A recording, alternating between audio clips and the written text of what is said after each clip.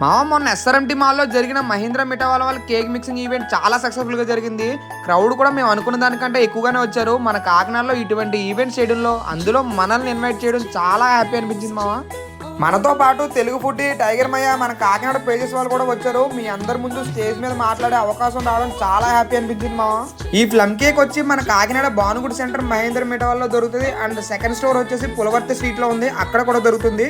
Once again thanks to Mahendra Mithawala. ఇలాంటి మంచి మంచి ఈవెంట్స్ ఇంకా ఎన్నో చేయాలని కోరుకుంటున్నాను. అందరికీ హ్యాపీ క్రిస్మస్ మామ. ఉంటా మరి, బాయ్.